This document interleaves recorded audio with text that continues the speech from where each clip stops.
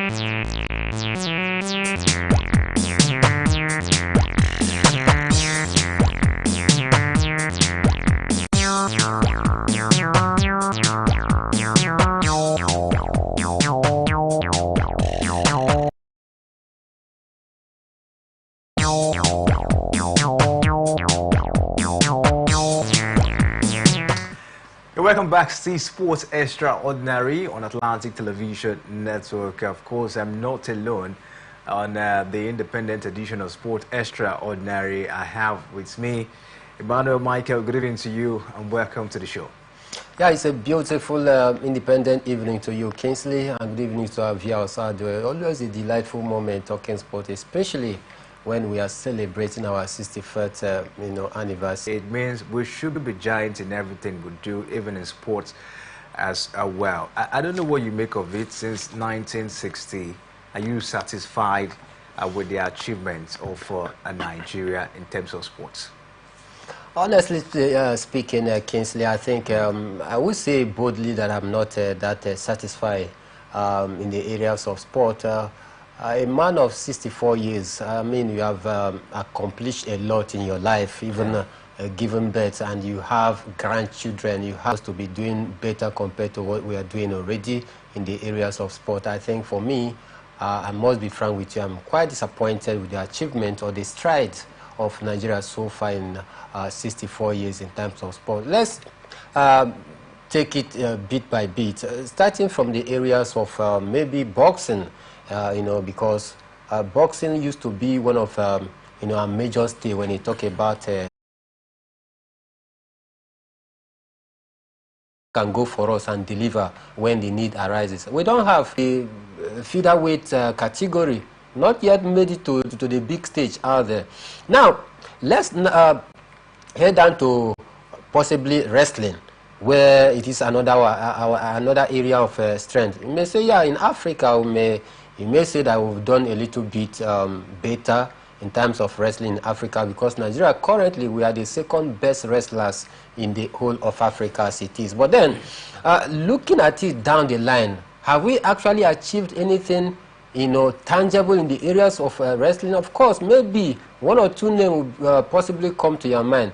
Maybe the likes of Odunayo Adekoroye, who won 2018 Commonwealth Games gold medal, and Bless Noburu Dudu, 2014, was it 2014 Commonwealth gold medal as well. Now, these are names that have been able to also put us on the world map when it has to do with wrestling. In terms of basketball, in Africa, you may say, yeah, we are competitive enough with the likes of Angola, the likes of Tunisia. You mentioned Nigeria as well, not also left aside. You may say, yeah, we've also been able to do a little in terms of Africa in basketball. But in the world, have we been able to hit that peak where Nigeria will be reckoned as one of the top countries in terms of basketball playing nation? The answer is no. If not for the massive feat that we saw the D-Tigers, showcasing their strength for 4 years. So you cannot say that we've done pretty well in the areas of football, which is the king of sport. But maybe in the junior category, maybe under 17, you may say, yeah, Nigeria, we are one of the top countries when you talk about the under 17, having won the gold medal, record 5 good times. Of course, you cannot forget that Atlanta 96, where the first African country to lift the under 17. Then we'll produce the names that you hear today, Kanu Nwankwo, JJ Okocha, name them. Of course, then in Africa, as a giant of Africa, just say, let's say 3, which is, not to be compared with other countries, African countries like Egypt, who has won it a record 5 good times. So now, trying to articulate all of this because of time factor, we may not have the time, because we take us, maybe it's not to be compared with what a country wins in an Olympic game. They just concluded Paris Olympic game. You see countries like Great Britain, United States of America, China, France, name them, topping the medals log with as much as 90-something gold medal, as much as 80 gold medals, as much as 50 gold medals in just one Olympic year outing. But Nigeria, in 64 years, we were just able to manage a paltry sum of 27 medals in all, which include 2 gold medals. Evaluating this, will you say that a man of 64 years have done well? So for me, if you take a look at it, I'm quite disappointed with the way we've gone about our sport so far in 64 years of Nigerians independent. And The reason is very simple why we've not been able to hit the peak, to hit our stride. Because when you have wrong people in the wrong position, you find it very difficult to get good results. And that is the challenge that is bedeviling Nigerian sports development. So going forward, Michael, 64 years, and yet we've not really done much in terms of achievements when it has to do with sports in Nigeria.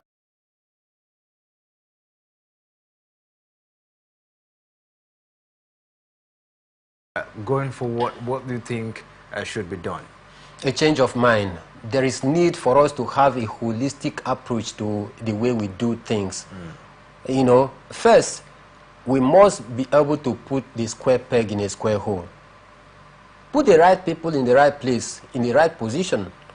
Good administrators, people that have, you know, the interest of the people at heart. Because, of course, as you know it right now, the country itself is sectionalized in different angles. Politically, socially, culturally, we are being sectionalized. The only thing that binds us together and create that unity to say that we are Nigerian, one Nigerian, is sports. That is why when the Super Eagles is playing and you are in a viewing center, you are coming.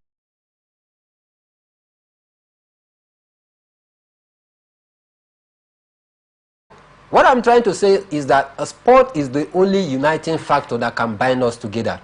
And much effort need to be put in terms of sport development. The way forward, put the right people in the right position. Provide sporting infrastructures, because this is another, you know, problem that is taking us backward. Now, is it not surprising that as a giant of Africa that we are, it is only one approved standard stadium that we have in the whole 36 states, including the Federal Capital Territory, which is the Godswill Akpabio International Stadium. While countries like Ivory Coast, they have about 5 standard stadia. Countries like Egypt, Morocco, Tunisia, these are countries that economically, with the wealth that God has endowed us with, we should be boasting of 10 standard stadiums across the 36 states, if not more. So we need to put the right people in place first. We need to provide sporting infrastructure. We need to pay actions, not just lip services to some of these things. Because most of our administrators, they do go over. They see how things is being done over there. But then when they come back, they lack the political will. They don't have the zeal to implement what they have simply planned and a deliberate action to be taken to say, yes, let us have a 5-year plan.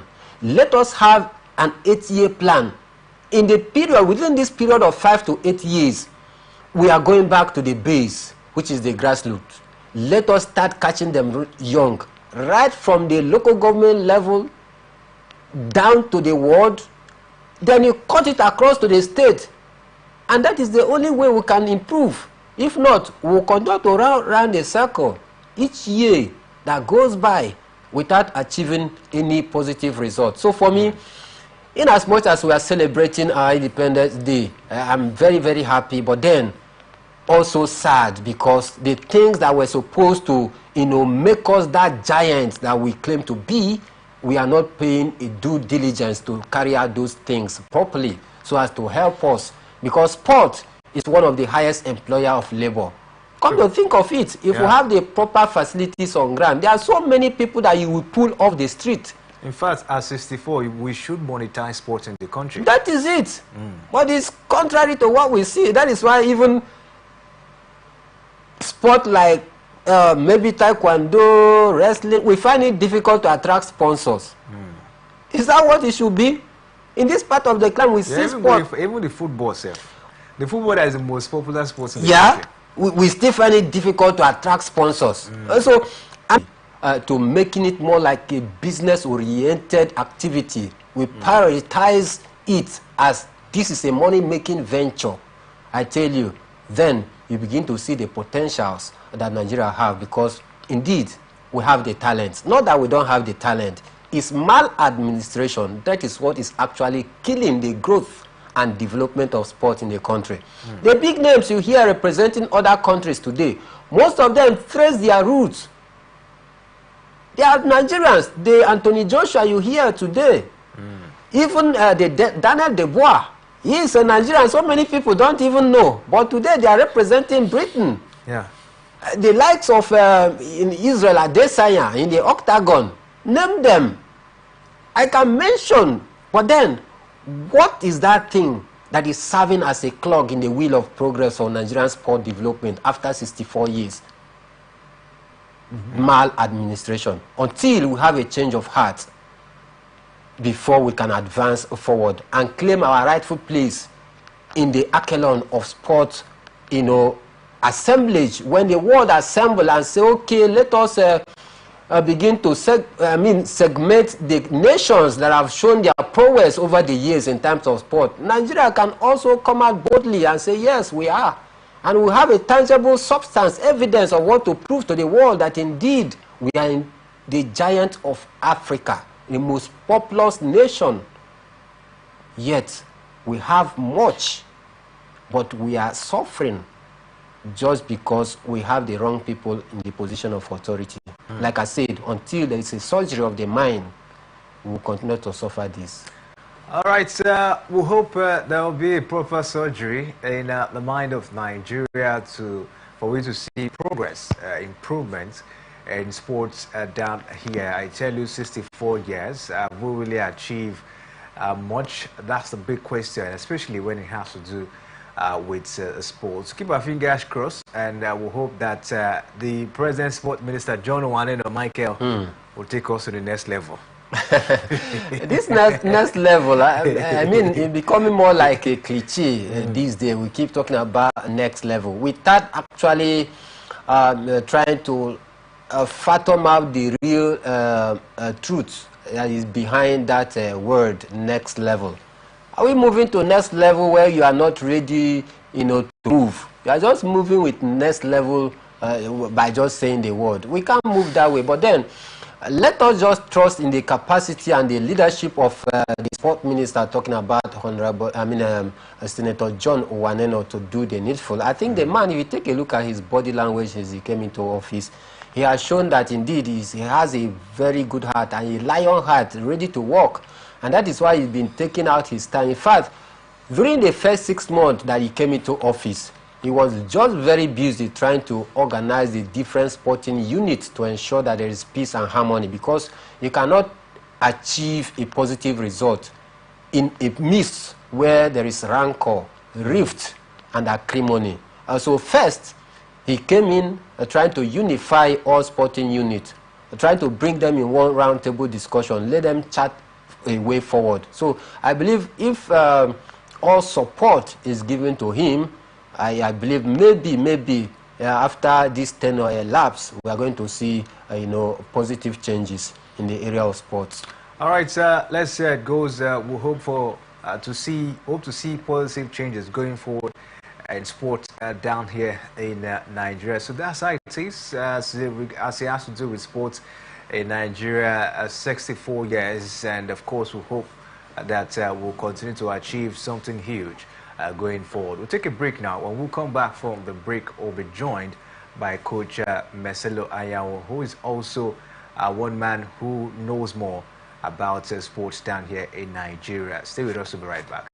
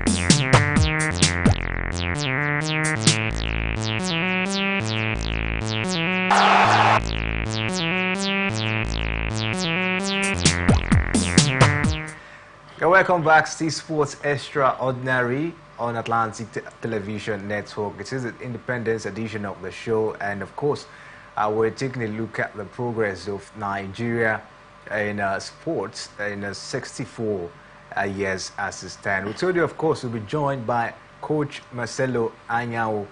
Good evening to you, Coach, and welcome to the show. Yeah, good evening, my good friend, Emmanuel. Yeah, we're very happy to have you. All right, we know you're in Abuja now, and we want to know, how is the independence celebration over there? Yeah, it's going on well, and no matter the situation, no matter the condition, Nigeria is our own. Even though some people make some, disagreements in the policy of the past and present government, but the most important thing is our country, and inshallah, sooner or later everything will be fine. Okay. All right, thank you very much, Coach. Let's talk about the reason why you are in Nigeria and why you are in Abuja currently. We'll talk about the Yoshi football tournament, and we saw the tournament for the primary and secondary school. Can you take us through how did that one go? It went well because, like I always advocate, is bridging the gap, between grassroots development and moving to the next level, which is all about professionalism. Sports, in fact, we have these sports that give birth to the lives of Kano, and let Thompson Oliha. All these guys we have discovered during the school sports. That's why we deem it fit, and we planned this for the past 3 years, and we came down to Abuja, and we had a successful tournament from primary to junior secondary to senior secondary. It was really explosive, it was top notch, and it was a good one. Take us through the process of the organization. Was it tough for you to put all that we saw to Nigerians? There are some people like you who encourage us and say, look, we are bringing something, don't be discouraged and keep on pushing. So it was not easy, but at the end of the day, you can see that we had a successful tournament. So, Coach, take us through, were talent spotted from the competition? And if yes, what are you guys going to do with this, with the talents that were spotted during the competition? The most important thing, we are not really looking at the talent. We are trying to see if there's a way we can revive this.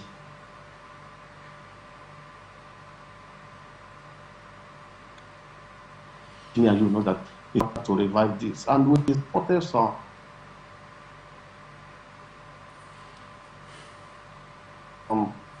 what should people expect from the academy? Yeah, the only thing is that, Kingsley, I can tell you, I have been in this football business for a very long time. As far as even 25 years, I've been in football business, and I've been a very good scout, and I work with a reputable club that I scouted for 4 years, and I got the result. And even currently, I have some players whom I have really scattered them in a very big clubs in Middle East and Europe. But I will tell you something. I'd like to know, what will it take for a child to join the Yoshi Academy? Yeah, there is a fee to be paid. I don't think whether it's wise to disclose the fees. Yeah. Okay. I don't know whether it's true, but I think we have everything in our website. Okay. So when you Google our website, you can see all the information on the website. All right, my colleague Emmanuel Michael have I think a question for you. Michael, you can take the floor. Coach, good evening and happy Independence Day celebration. Thank you, my brother. All right, you talked about the dying nature of grassroots sport and the need for you guys to revitalize that dying nature of the grassroots sport. I want to ask, is this a one-off thing, or do you intend to continue with this idea after this edition? No, no, no, no. If you have, Kingsley, your colleague, have known me for a very long time. I'm someone that is ambitious of something. So when I venture into something, I don't look at my back. You know, I keep everything aside in Dubai, and I came back home to start this project.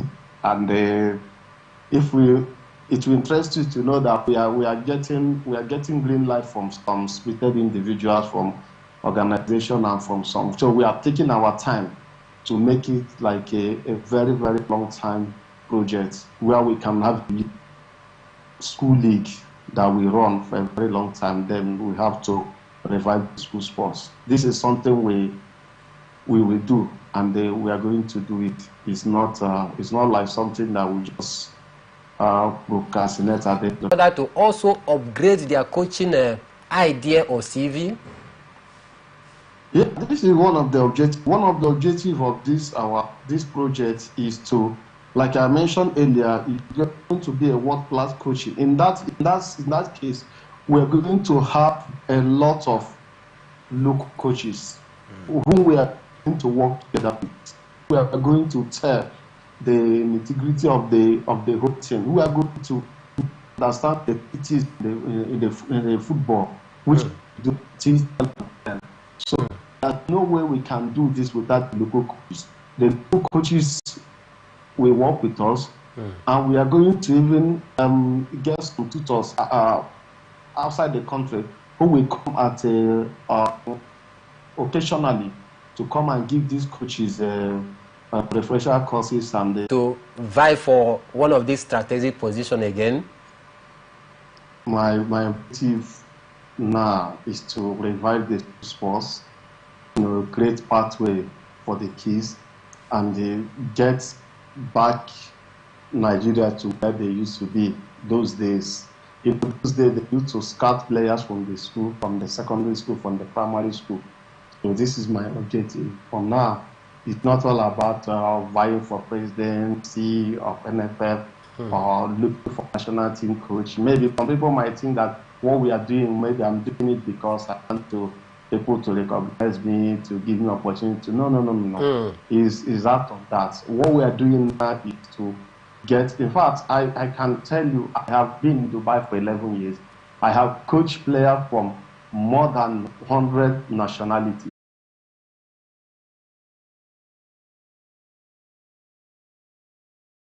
I'm from Imo State. I'm Igbo guy. We are not talking about the language doesn't matter, the religion doesn't matter. What matters is what can we do? What can we do to revive school sports? What can we do to bridge that gap in grassroots football development? The issue is if we don't act young, it's a very problem because there's a lot of age discrepancies experiences. Once they leave school, secondary school, you see them keep on changing their age. This one will change this. But when you catch them in that school, that age, the real age, develop them. In fact, I saw one goalkeeper from I think which school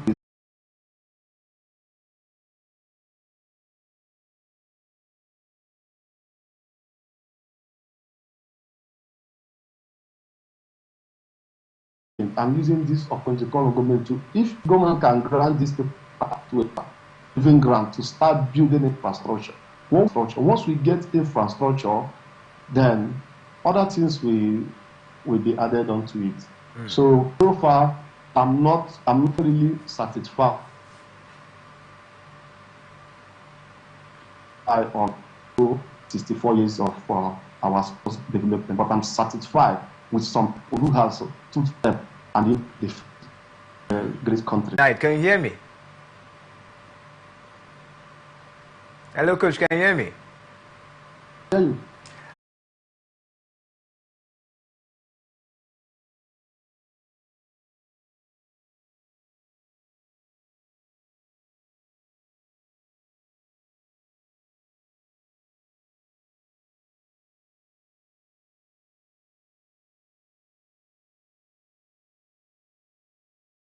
we don't have much time again. Let's go take a look at what will happen tonight in the UEFA Champions League. So matches are on, and one of the big games is that of Arsenal against Paris Saint-Germain. What do you make of that encounter tonight? I think it's going to be a blockbuster game tonight. Arsenal welcoming Paris Saint-Germain at the Emirates Stadium without their midfield maestro, talking about Martin Odegaard. I think it's going to be a very keenly contest tonight. 8 p.m. Nigerian time at the Emirates Stadium, and Arsenal have some worry, to deal with because, since Martin Odegaard got out injured in the 3 games that they've played so far, they've actually struggled, to churn out result in those 3 games, and that is going to be their greatest worry tonight. Let's see if Mikel Arteta can come up with a, tactical masterclass that is going to assuage the firepower of the Parisians tonight at the Emirates Stadium. It promises to be an exciting one tonight. Arsenal against Paris Saint-Germain tonight, and we look forward to see what Mikel Arteta will do tonight. But talking about the games are on already. And Salzburg, the Stuttgart playing 1-1 draw against Sparta Prague. But tonight we also see Barcelona locking arms against Young Boys, and everyone, Michael, is saying that